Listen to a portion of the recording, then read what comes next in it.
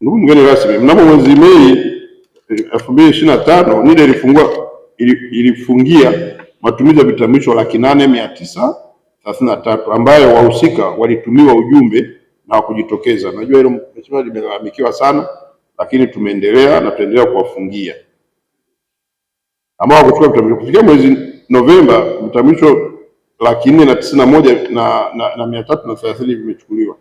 Kwa vitambulisho 309,000 bado havijachukuliwa. Tulifanya utaratibu wa kuvikusanya, maana NIDA kwa nia njema ilipeleka huduma mpaka kwenye ngazi za kata, lakini watu hawakuweza kuchukua vitambulisho. Lakini pia sisi wenyewe kama NIDA tulikuwa na mapungufu tulikuwa nayo. Baadhi ya watendaji wetu, unakuta kwamba mwananchi anaenda wilayani anauliza kitambulisho, anaambiwa kitambulisho kiko Masumbwe kwenye kata. Anapofika kwenye kata mtendaji vitambulisho anavyo, lakini kule taarifa hazijafika. Kwa hiyo tulikuwa na tatizo la watendaji wetu wa IT, kwa sababu anatakiwa kuna taarifa ambazo za kuzisukuma. Sasa shida inakuja nini, mheshimiwa mgeni rasmi? Kila mkoa kuna wataalamu wa TEHAMA ni mmoja. Tuchukulie mkoa wa Tanga. Mfano na mkoa wa Tanga, sababu nimekaa hapa leo. Mkoa wa Tanga mtu wa IT yuko makao makuu mkoani.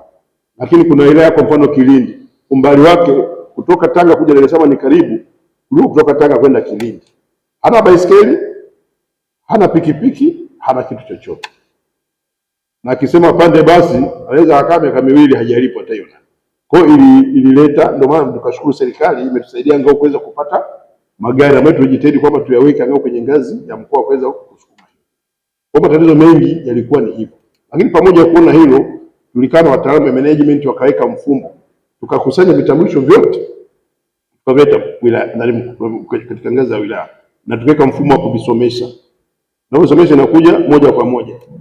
Inakuja Lingo, kitambulisho chako kiko ofisi ya Machame.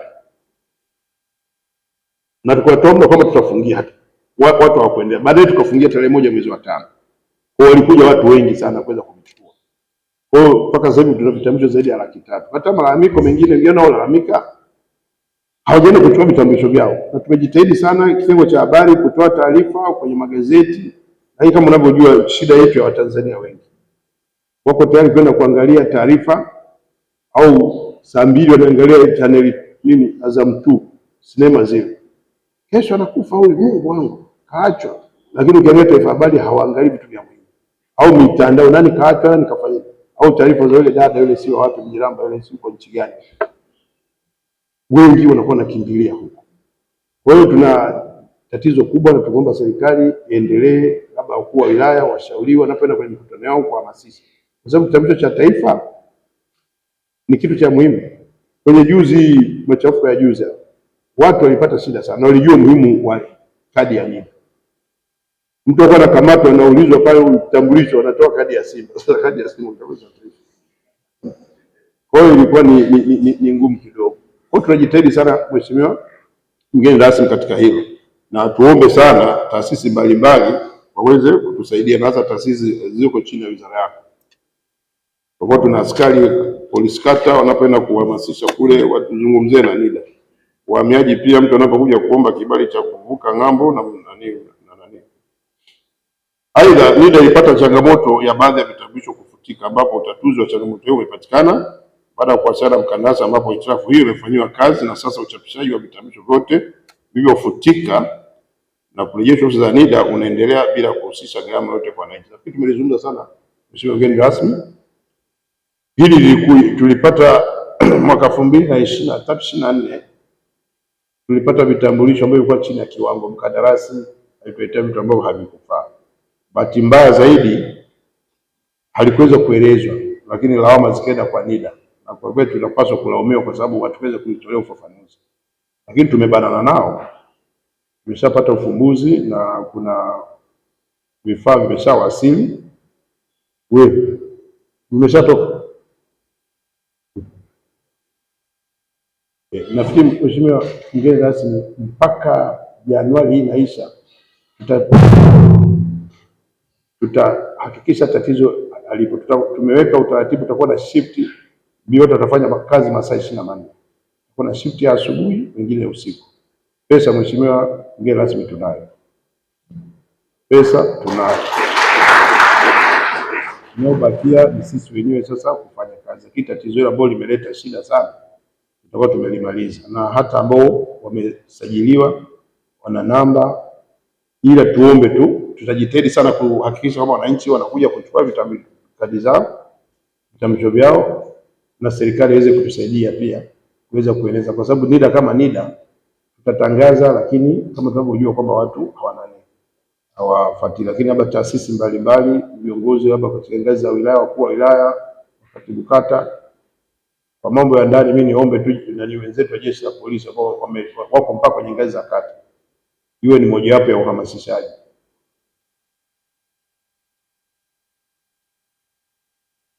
Ndugu mgeni rasmi, kabla ya kukaribisha, naomba nikuhakikishie kuwa wafanyakazi wa Mamlaka ya Petroli ya Taifa tumejipanga na tunakuahidi kufanya kazi kwa weledi, uadilifu, juhudi na maarifa ili kutoa huduma bora kwa wananchi na kuchangia maendeleo ya taifa kwa ustawi wa jamii. Ndugu mwenyekiti, kama ambavyo ulieleza, vikao hivi huwa vina mada mahususi kila vinavyofanyika, ndivyo? Ni vikao rasmi vya kisheria, lakini huwa vina mada mahususi. Kwa hiyo nimearifiwa kuwa lengo la kikao chenu leo ni kupitia taarifa ya utekelezaji wa bajeti ya mamlaka kwa kipindi cha Julai hadi Disemba mwaka 2025 kwa mwaka huu wa fedha tunaoendelea nao huo 2025. Jukumu hili ni la msingi na sisi kama wizara tunawapongeza kwa hatua hiyo. Kama nilivyosema, wizara hii ina mabaraza madogo, mafungu madogo ambayo sisi tunayasimamia tukiwa kama fungu 51 na sisi. Kwa hiyo na sisi tumefanya kikao kama hiki mlichofanya ninyi, lakini mabaraza mengine madogo yote kwa sasa nayo yamehitimisha vikao vyao.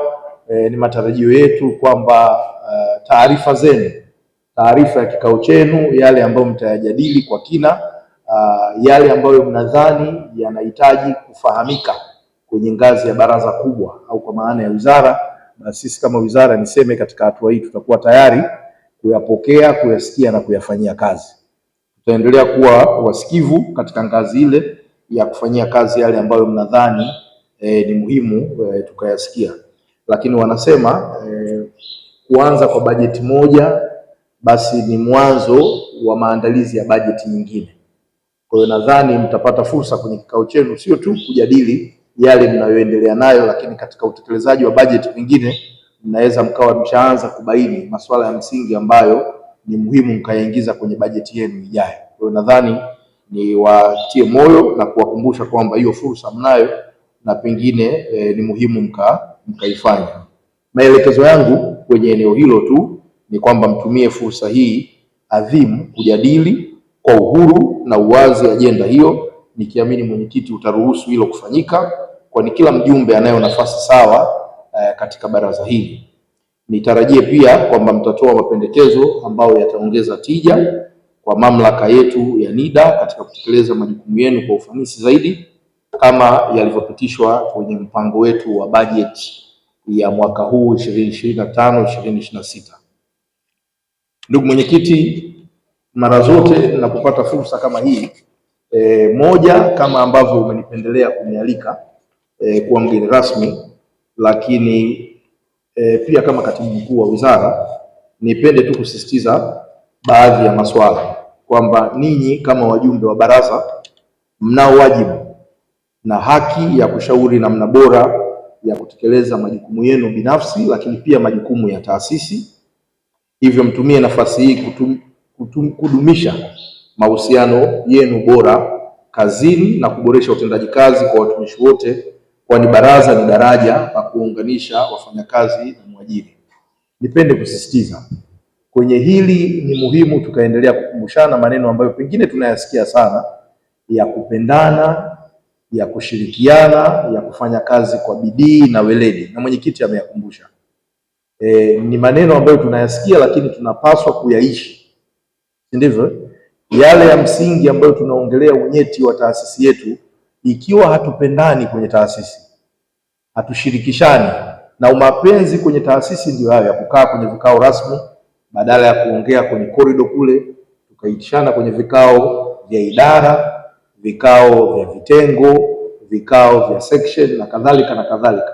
Kimsingi mkapata fursa ya kuwa wazi na kujadiliana yanayowahusu, na hata pale mnapokuwa mna mawazo tofauti, basi mkajadili na mkakubaliana tofauti zenu, au mkakubali namna ya kuboresha tofauti zenu.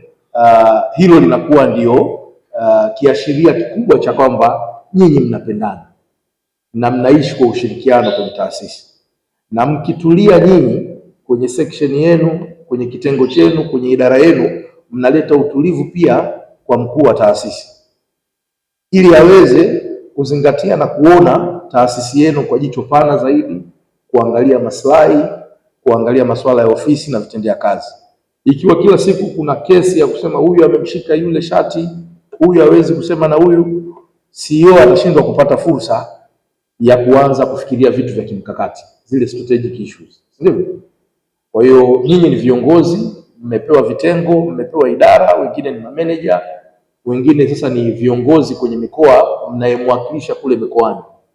Msaidie kwa vitendo kufanya hilo jukumu, na Mheshimiwa Rais Dr. Samia Suluhu Hassan ameendelea kusema uongozi pia ni ulezi, si ndivyo? Kwa sababu kuna wengine ni wapya, wengine wa zamani, wengine tuna tabia tofauti, tuleane pia, si ndivyo? Na tuishi na uongozi wetu uwe wa mfano na kuacha alama, si ndivyo ndugu zangu? Ukimsikia CEO anaongelea kuacha alama, anataka kuacha legacy ya alikutaje NIDA ya wale waliomtangulia kufanya, na yeye anataka kuacha alama ya ambayo anaweza akayaboresha zaidi, kuongeza vitendea kazi zaidi, kuboresha maslahi zaidi, si ndivyo? Ushirikiano zaidi na zaidi na watumishi wengi zaidi. Kwa hiyo na wewe pia katika nafasi yako ufanye hivyo hivyo.